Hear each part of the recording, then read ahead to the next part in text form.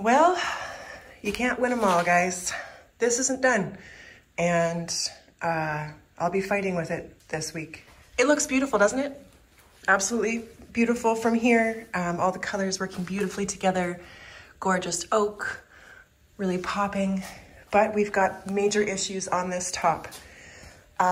We've got contamination in this very porous grain.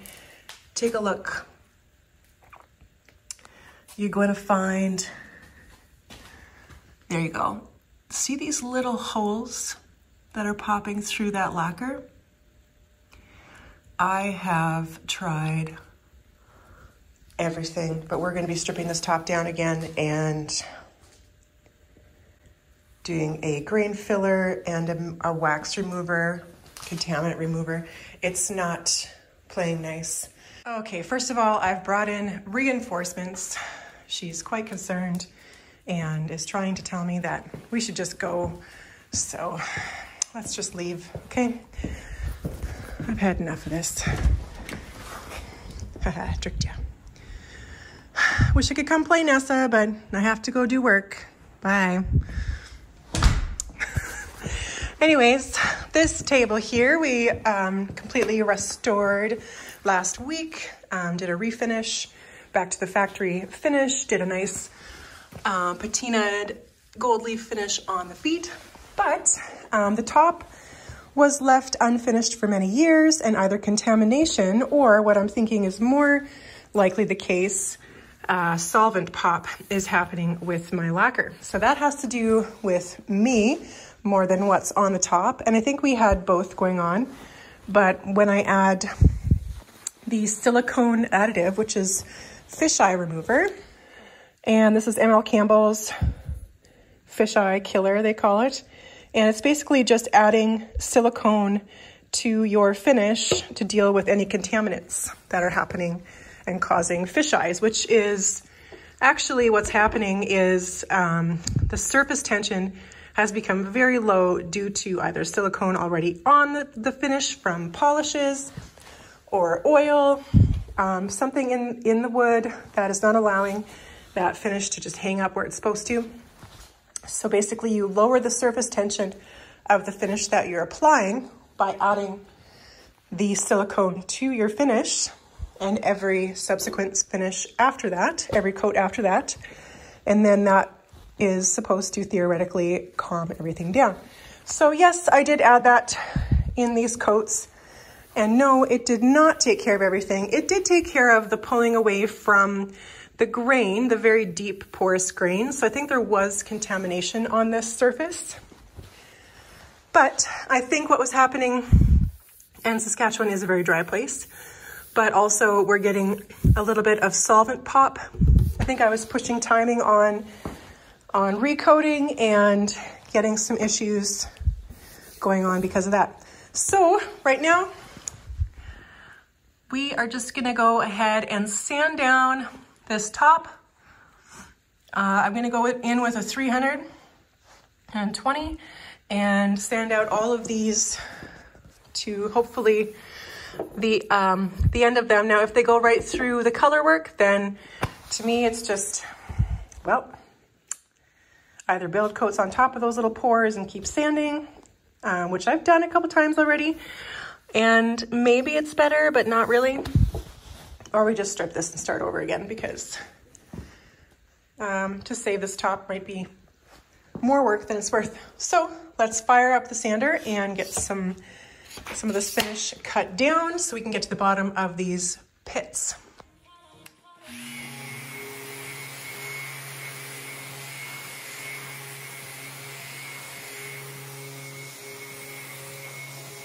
Okay, so just standing here and getting to the bottom of these holes is getting me to the bottom of the finish. So I think what we need to do now at this point, I don't want to strip because I don't want to take out the lacquer from this very porous wood. I kind of want to leave all that lacquer filling that grain. So I'm going to bump up to a 120 grit and we're just going to sand this finish off, leaving the finish in the grain, but everything on the surface, starting from square one. These holes go right down. They're still quite deep. I'm not able to reach them before, you know, taking off the color on the wood, starting to hit that edge, starting to get everything up. So be it. I'll get this finish off with a sander instead of stripping, and that will just at least start me off with a filled grain. So let's bump it up.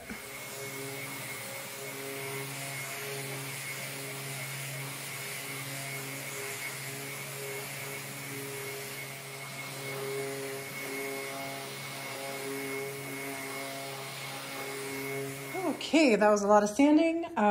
Finished up with 180 with the sander, and now I'm going to take a block. This is wood, rounded edges, flat, and I'm going to block the top just so we get a nice flat finish after all that sanding.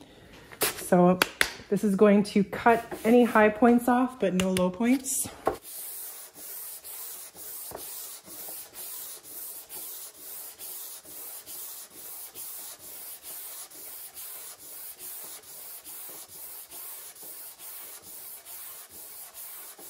And I'm doing this with 180 as well. And the grain, I hope, is still full of all of the lacquer that we had on there before. I'm also gonna let this dry for quite a bit longer with the stain, just because it is porous. I don't think I let it dry long enough, and maybe the solvent in my stain added to the solvent popping issue.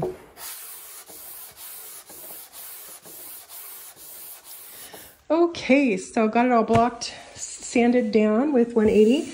And interesting, I wanted to show you, look at this. That is solvent coming out of the grain there. I just see it right there. I don't see it anywhere else in the top, but it's so interesting that that is still leaching out of the grain after all of that. So definitely would have been an issue with the finish on top. What solvent pop is, I should draw you a picture. Here, let me get a piece of paper and I'll draw you a picture. Okay. So, solvent pop. Let's say you have your coating over here. This is your top layer of your coating, and this is the depth of your finish. And what's happening is this, when you spray things on layers and layers and layers, lacquer will create just one solid coat because it cross-links. But if you do coat, and I'm using lacquer, if you coat, 1, 2, 3 coats too close together, or you don't have your stain drying, what happens is this top layer can actually form a surface over top, but underneath we still have solvents that are wanting to escape.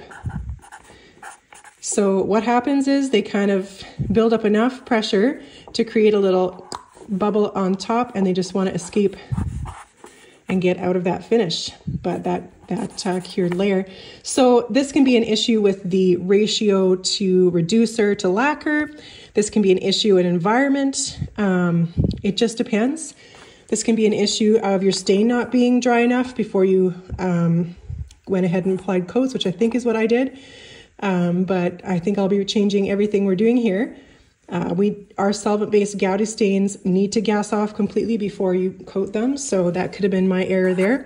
But anyways, that's basically what's happened, is that finish has bubbled and then popped and then created a little divot, and that's the solvent pop. I think that's what's going on. Now, we did have contamination on this finish as well, so I had all of the beasts on one little pesky top, but now that we have identified something, we're going to take a few measures. Right now, I'm going to grab my wax and silicone remover and wipe this down before we do another coat of stains. So let me grab that.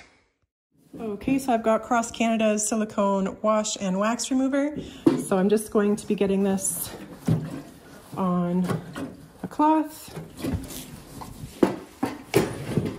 and wiping that away. So I'm just going to keep turning my rag and wiping it over again so that I get the most of that surface clean without redistributing what I'm taking off. There we go. Okay, that's as much as I'm going to do there. So I'll let that dry for a second, and then we'll give it another slight sand just to fuzz up that grain, and then back in with our stain.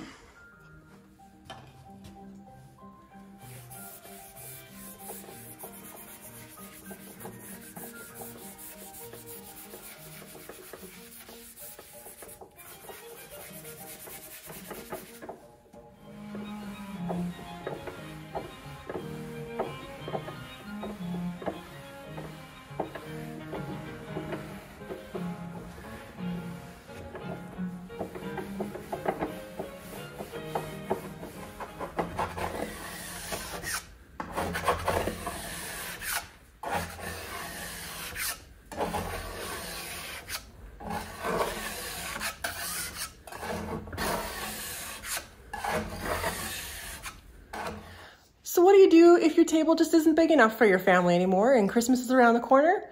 You call us, John's Furniture Repair, and we're gonna make it beautiful and bigger. Let me show you this project that I've been working on. Okay, so obviously I'm in the middle of something, but I'm also, doing a video on fixing last week's problems. Anyways, so this is a table that came in. It's one of those tables that has a jackknife leaf in the middle, which I still have. And you pull the two ends apart and it's a two-sided leaf. It folds out in two halves and sits in the middle there. So that's great. It got about, maybe 18 inches bigger, this whole table. And that worked for a while for this family, but we got grandkids, we've got extended families coming, we've got to make room. So my customer brought this table in to us to do a total revamp on the size, as well as give it a refinish because it needed it. So this is the original finish here that we've got left on this one side, minus my splatters from Stripper on the other side. So far we have actually completely redone this base, all stripped down and refinished or stained here. And we also had to make it smaller to fit our new tracks that we put underneath here. These are a larger track that's gonna fit two 24-inch huge leaves, and they go one into the other. And this here, this frame for this whole base used to be this much longer because the old tracks sat in between here. But because these are larger, I had to go on the outside of this beveled edge here so that I could get the length and fit these giant equalizer tracks underneath.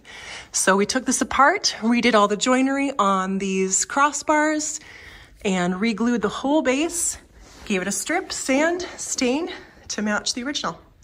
So that's waiting for a finish. We also put on some new leveler feet as they did not want the wheels, or they weren't using the wheels anymore. So you lose about 1.5 inches when you take those off.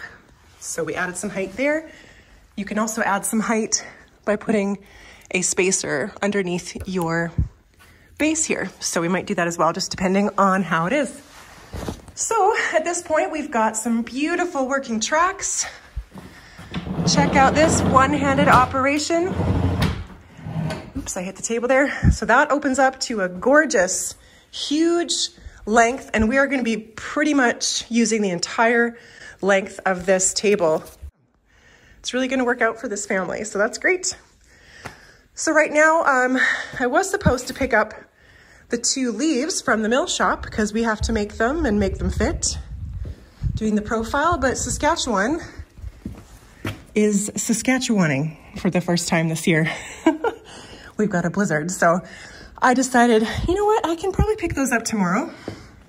In the meantime, we've got two chairs that are almost finished, and I just am going to finish stripping the top of this beautiful table, which I'll take you along the ride with.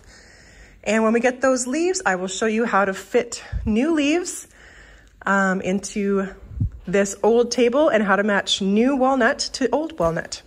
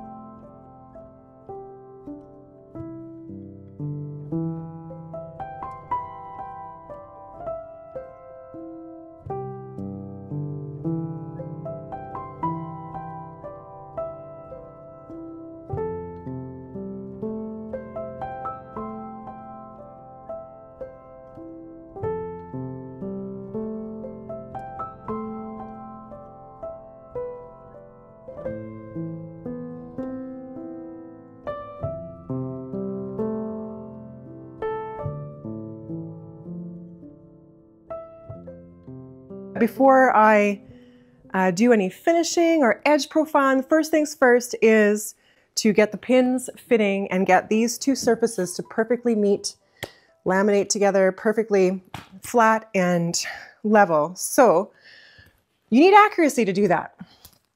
And in the past, I've used dowel pin center finders, which, to be honest, are not very accurate. And I always knew there was a better way, and I just was waiting to kind of be wowed by a product. And this is not a promotional video. This is something that I purchased myself and then told the company that I was excited to use it, and then they sent it to me for free, plus a bunch of other stuff. So let me show you what I'm talking about, because it's cool and it's going to be useful all over the shop. Okay, so I am talking about the Dowelmax precision engineered joining system. This thing is used by a few of my favorite YouTubers out there, Scott Welsh being one of them, very accurate carpenter. And I saw it on his videos and I was like, I gotta have this thing, especially for stuff like this. But it does a million different things, you guys. Joinery is its specialty. It's a dowel joinery system, and it has a bunch of different setups. They sent me the system I had ordered, plus the 1/4-inch system, plus the 1/2-inch system, and that's pretty nice of them. That it's not a cheap system. It's a little cheaper than the domino system, but I would beg to say it's more accurate. And in antique restoration, I appreciate dowel joinery a lot more than the domino system. So I prefer this type of joinery. So you can set this up to do what we're doing, a little bit different than what it's usually used for, but it works great. And I'll show you how I test fitted all these pieces. Okay, so this system is set up to do a bunch of different types of joinery, and they are all laid out very clearly in this pamphlet that comes with. And each type of joinery system, it tells you how to set up the whole jig. So there's spacers, there's different things you can add just to change everything up. So let's say you want to do just a flush mounted joint like that for a chair.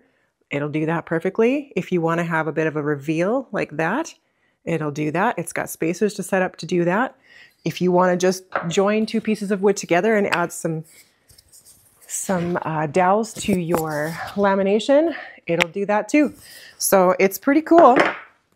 And this is a family-owned company, and they have been working over 20 years to get this into the market. They have done strength tests. They have refined this system down to a T, and it works and it is accurate. So I don't have a lot of jigs in my shop. Have you noticed?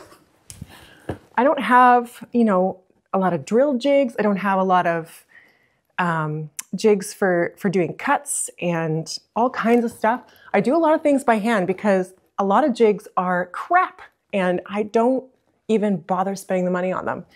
But this is one that I have seen online, and this is going to be part of the team. So you'll see it on a lot of videos, and I'm going to be using this for the rest of my life, I'm sure, because it's made like a tank. Like, take a look at this. Really beautiful construction, heavy duty brass knobs. This is your centering on your piece here, and they send you drill bits that fit with depth gauges on them. And this is set up for a 3/4-inch centering on 3/4-inch material, which is what our table is. So you just tighten this on your material, and you can put in whatever, you know, type of dowel you want. We're using this a little differently than is outlined in the book, but it's still going to do a good job. So let me show you what I have done, because it's a little tricky because we're copying something. Okay, so when you have an existing system, dowel pin system, that you're copying, you need to reference those lines straight onto this piece. And that means you need to reference the depth of the dowel, how far from the top it is, as well as where it is placed on the plane here. So that can be tricky.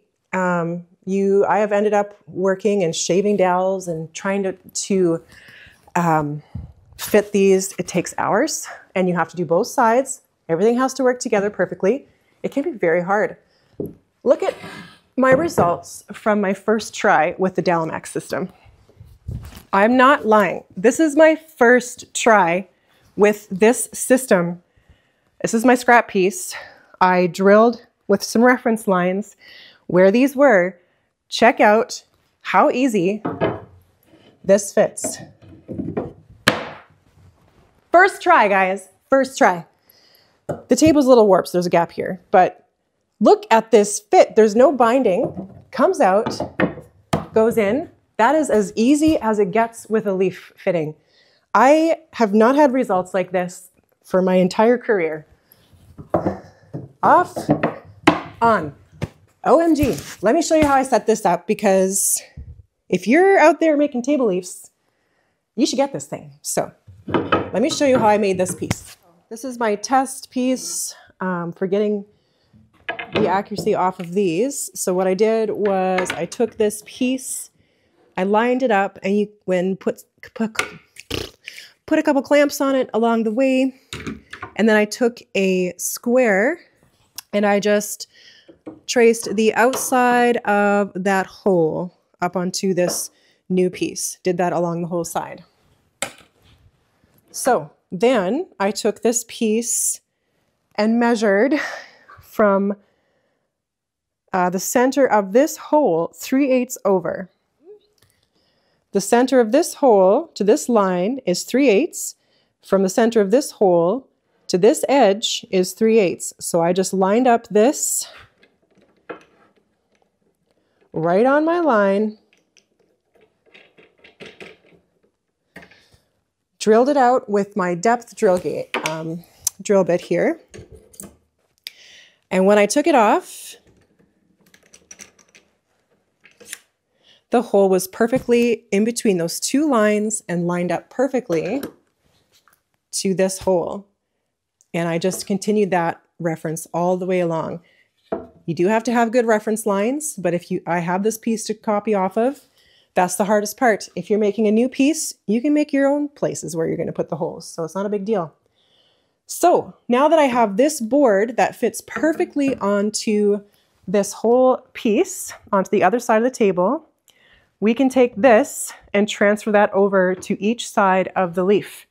Take my Dowelmax, line it up, and we're flying. So that's what I'm going to do. The first thing that needs to happen with this table is lining up those dowel pins, because after that, we can't move the table. We can fix dowel pins, but we can't fix edge profile. So we're going to be doing this edge profile on these pieces as well. We need to get this transferred onto this. To do that, I need to know exactly where this is sitting. So this is step one. So let's set it up and get these drilled. I think we're going to lose that end, so I'm going to keep it a little bit more over to this way, because there's a bit of a burr on that side that I want to cut off. So I think that's good. So I'll just clamp that in place.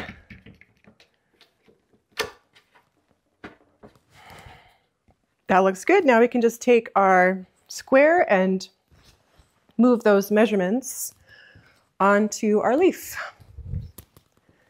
It's really important you have the planes marked, so I know that this side here is my top, this is my bottom. That's important for the next step. So I'm going to be marking my 3/8 line and both of my outside lines. Okay, so before I move the jig off, I'm just going to make a reference line on this practice piece. That I'm going to line up to the bottom and do the same holes on the other side. So I'm just going to X that as an X, and the bottom as well as an X, and then this as an X, so I know that that is lining up on those sides. So I'll just have to flip it over for that one, which doesn't matter because we're not worried about depth with this. This is just hole placement. So now we can take this off of here.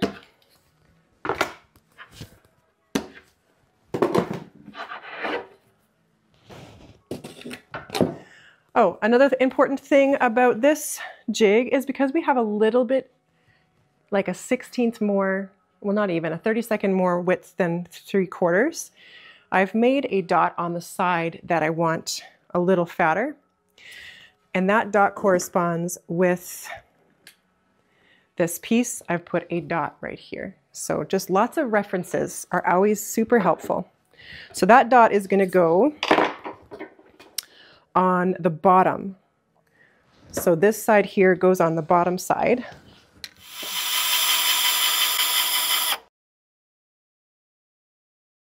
I think I can move that drill index down a little bit. Okay, so let's take this off and see if that hole is indeed right where our lines were. Perfect.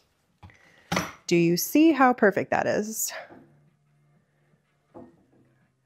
Right in between those lines.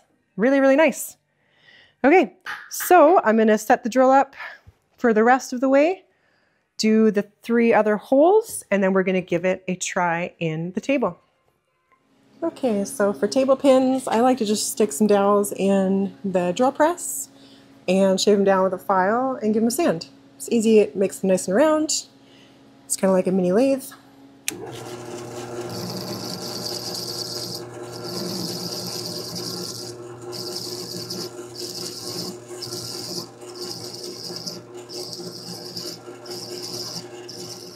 Okay, moment of truth. I did not try this yet, so if I messed up, you get to see, because you guys like it when I show you everything. Okay, so we've got our top here. These are still long, remember, we haven't chopped them off to length. We're going to line it up.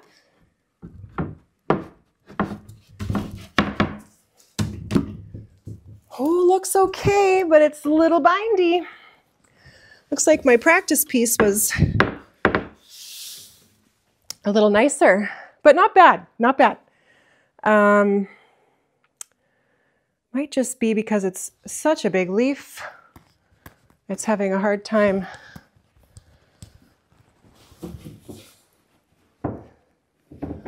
Let's see, if I pull it out, it really does bind on that table. Okay, we need to line up that jig again and see what went wrong. Probably it just a little tight on one.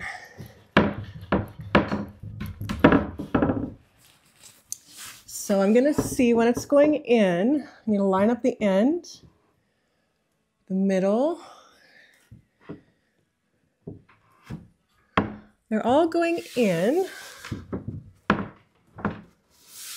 Just a little bit tight on this one, I think. Okay, let me do that again, and then we'll try that for the second time. Okay, I'm a little bit of a dum-dum. I didn't drill them deep enough. Okay, but that's a good problem, because that's real easy to fix. So I just drilled them a little deeper.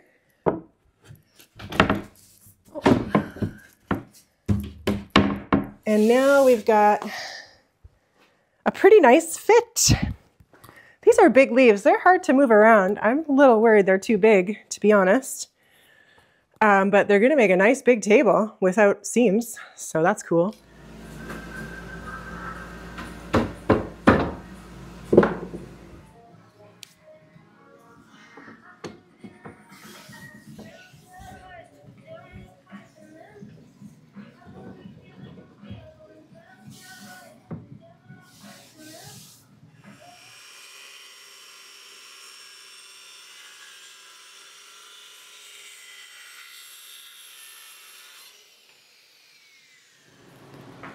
All right, got the edges cut. Really did just, you know, not leave extra there. Just enough. So we won't be taking off any on that end. I'm going to look at a couple of router bits to see. Usually this elongated half round, I have to use a couple of router bits for. So I'm going to look at what I've got and see if there's something that cuts deep enough to get that nice line right there.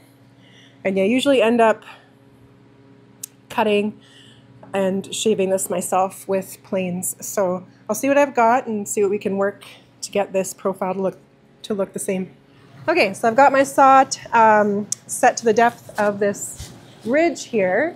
So I'm just going to start with a line across to get the beginning of this profile.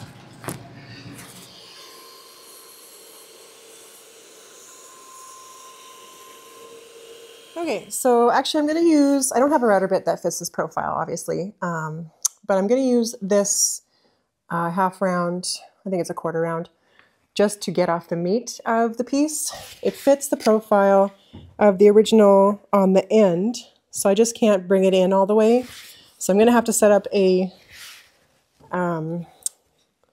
block to run it along, just so it kind of doesn't go in the whole way, and then just set it up so that it's only hitting the outside. It's basically just going to take off this corner so I can remove all this meat here and not spend 2 days with a chisel. So let me get that set up and see if that helps in the long run. Probably should just go get a new router bit made, but we'll see if this can work.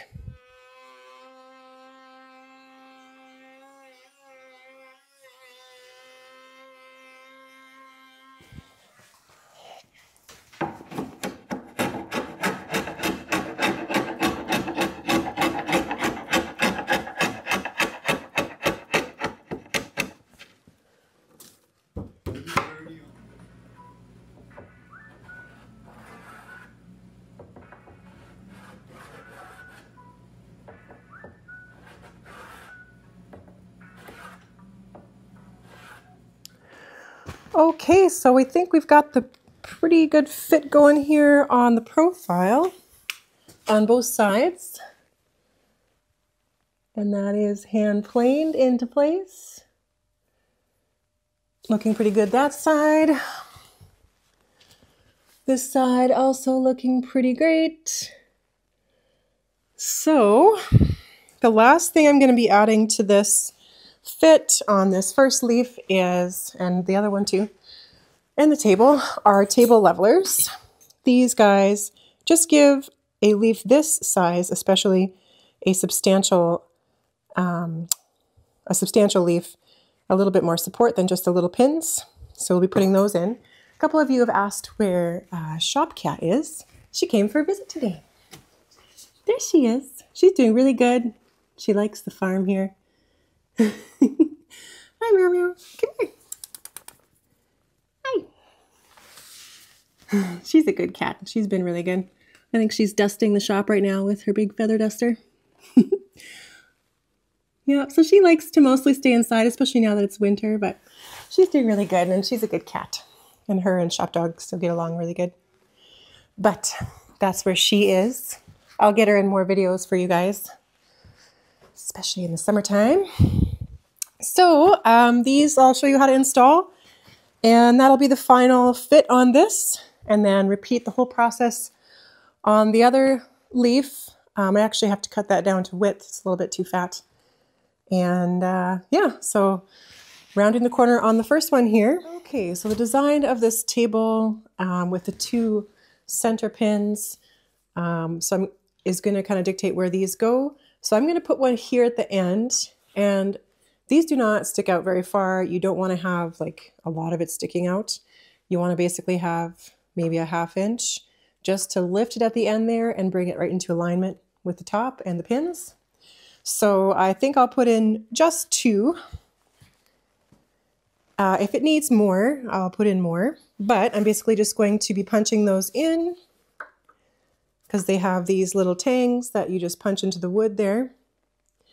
Those are pretty sharp, and then you can just drill into the bottom of the table. So I'm just going to line mine up here. Okay, so now that those are on both ends, when you go to line up your table leaves, come from the other end here, you won't have to rely just on those. It kind of slides up onto those and then keeps this nice and level. Holds the underside of that table leaf flush with the underside of this. So anything extra that's on top, that's too fat. We have maybe a 64th that we need to shave on these, but that's room for sanding on these. Okay, so I've got those installed on the leaf here. So when I slide this, it's gonna start riding up on the edge of that piece, and it's going to level out the table really nicely and guide those pins into that side. And then the same thing when I push this other half together. This is kind of a hard thing to show you with the big table. When I push the other side together, the pins on this side should be aligned and fit perfectly together. And that brings everything nicely level, any little discrepancies fixed.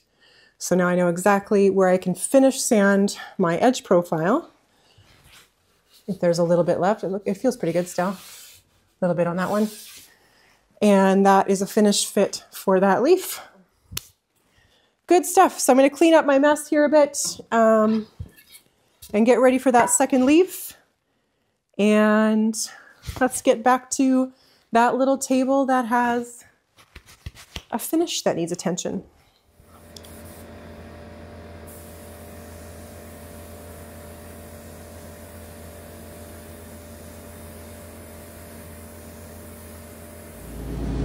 Okay, so we've got the first coat without any silicone additive done. It looks pretty good. There were 2 or 3 spots that wanted to fisheye. Here, here, and here. You can kind of see the distorted lacquer. So we're not going to add the fisheye additive. It did flow over it very badly, but we're going to sand this down and give it another wash. Just a light sand, not sand through. And we're gonna wash that again with the silicone and wax remover. And then we're gonna hit it again because before we do color work, we wanna make sure we can get a nice flat finish that isn't distorted in any way. So let's sand this again and wash it again.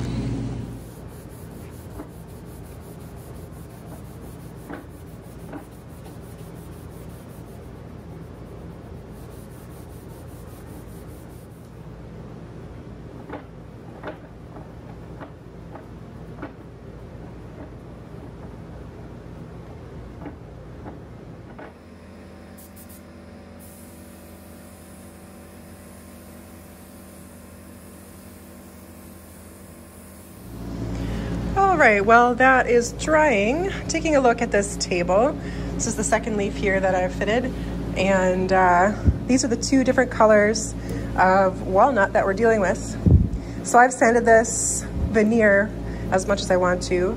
And this is the new walnut versus the old. You can see a lot more warmth as the wood ages. It gets a little warmer.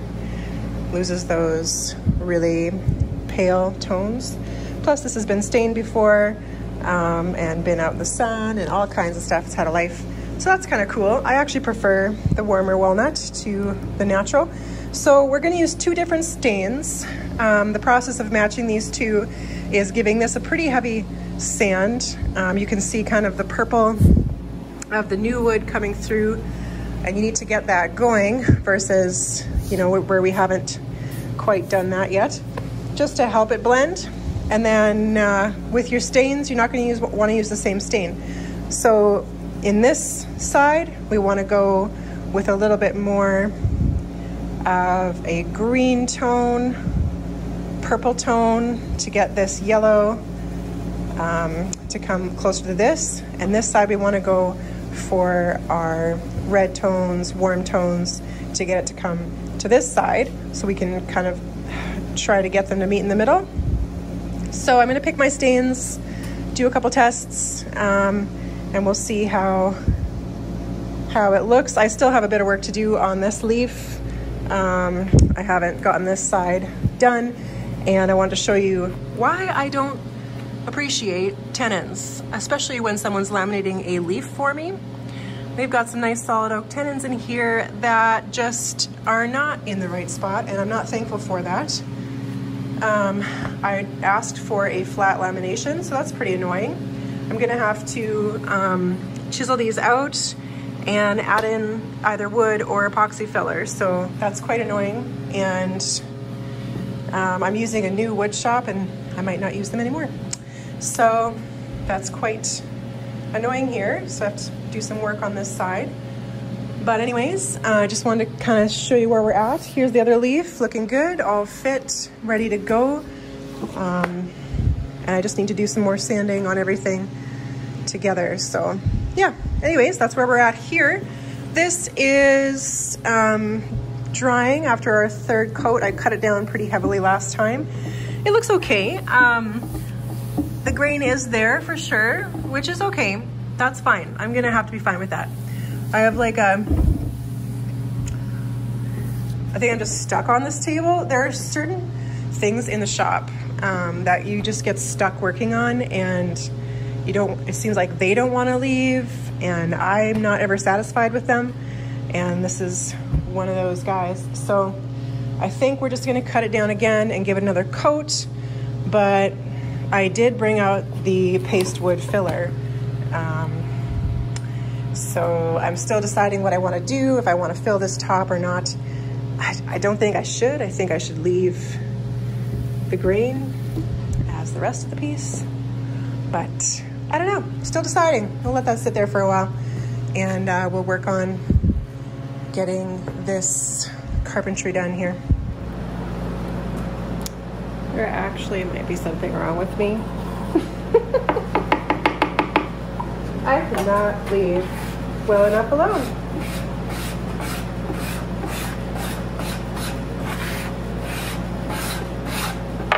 Okay, here we go. I'm just using a Timbermate water-based grain filler because it dries a lot faster than my paste wood filler. And I would like to deal with this sooner rather than later.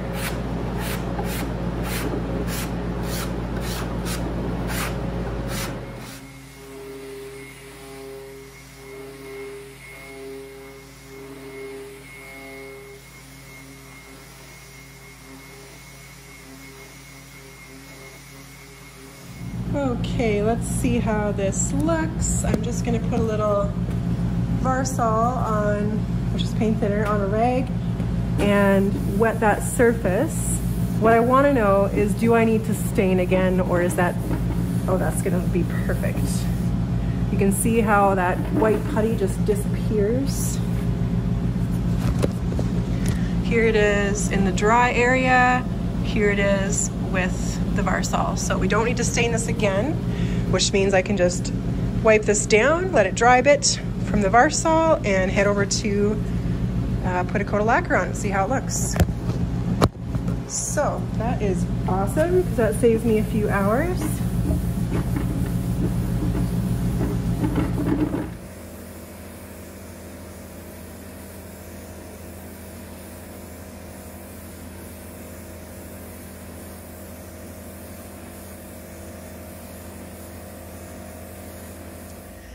Okay, so I decided to dig these out and put in some walnut tenons instead. They were really only in like another 1/4 inch, so I must have just cut off that whole tenon on that side and just had a bit left. So that'll at least look better when I go to shave it off. Getting all these sanded down. Another thing I don't really appreciate about these is he left a rather large open grain piece here that has a big chip on the edge. So right in the middle of a lamination, not a great choice. This should have been, you know, taken off on the outside. So just a couple things I'm not super impressed with this mill shop. So that I'm gonna need to fill as well with epoxy putty. This here is going really well. I coated it after the grain filler that we put in, just the water-based tight bond that we watered down and scraped into the grain, and it's looking really good.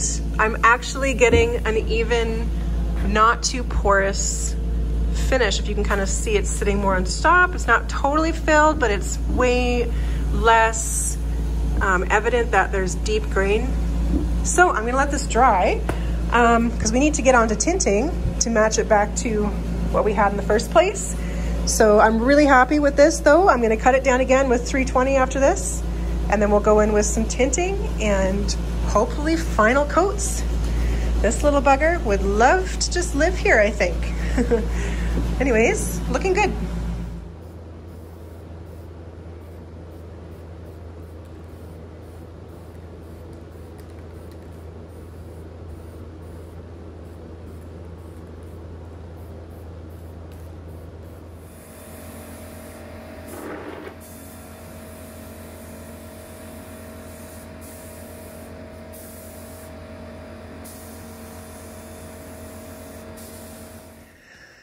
Okay, so there it is, all finished up again. Just like last week, except for a lot better. So we've got that whole finish even, and there's a little bit of grain coming through, but nothing offensive. Looking really good. And I did the last coat on the whole thing. So love these little feet. Those are looking so good.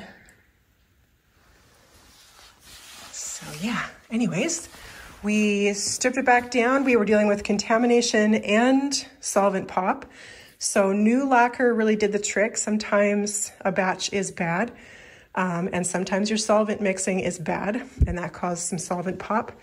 So whether it was my fault or the lacquer's fault, we don't know, but new lacquer seems to have fixed the issue. And then we used a wax and silicone wash in between sanding and coating. And also before we even stained, let the stain dry extra long. Just did a bunch of things to get this piece to sit nicely. So if that's an issue that you're dealing with, maybe you have contamination, you can use the fisheye drops if you're using lacquer. Misting spray works as well. Lots of you had lots of things to say. After 25 years, I think I've heard most of it, but thank you for your help.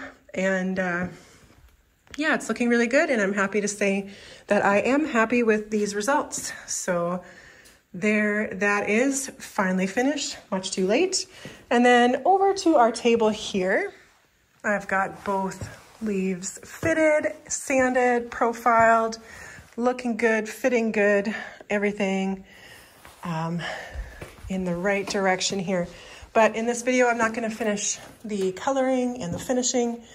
I just wanted to kind of take you along on a new project while we were finishing up one that didn't cooperate last week. So that is a big table for a family, 2 ginormous leaves, the biggest leaves I've ever seen.